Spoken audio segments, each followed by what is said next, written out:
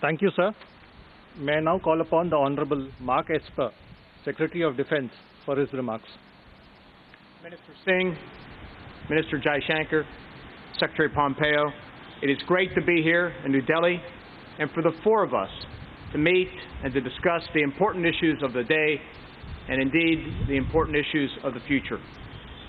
As the world confronts a global pandemic and growing security challenges, the United States-India partnership is more important than ever to ensure security, stability, and prosperity of the region and the world.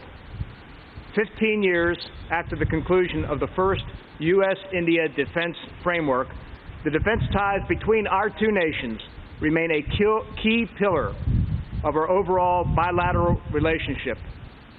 Based on our shared values and common interests, we stand shoulder to shoulder in support of a free and open Indo-Pacific for all, particularly in light of increasing aggression and destabilizing activities by China.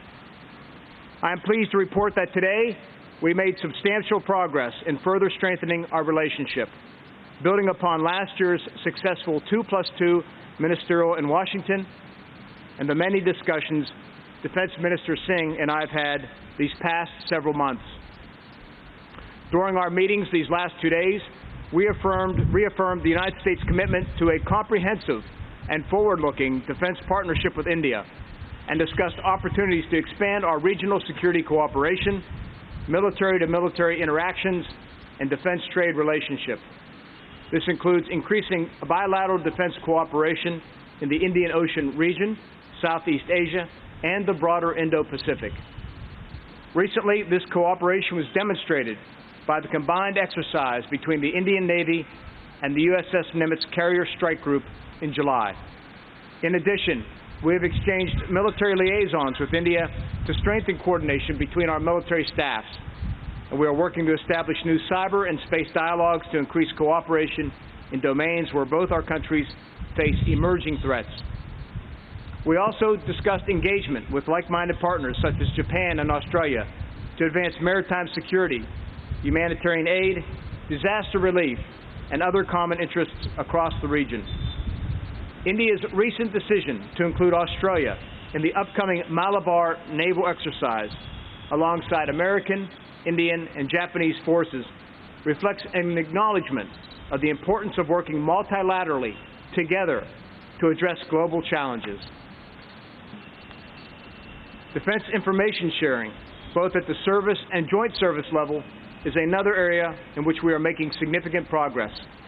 It is important to note that we achieved a significant milestone today with the signing of the Basic Exchange and Cooperation Agreement, the last of the foundational defense agreements between our countries, which enables greater geospatial information sharing between our armed forces.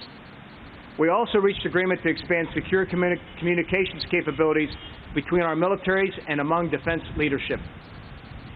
Finally, our defense trade and technology cooperation continues to grow, as reflected in India's acquisition of Apache and Seahawk helicopters earlier this year. We look forward to advancing sales for other key defense platforms, including fighter aircraft and unmanned aerial systems. Despite today's challenging security environment, the partnership between the United States and India, the world's two largest democracies, remains resilient, strong, and growing.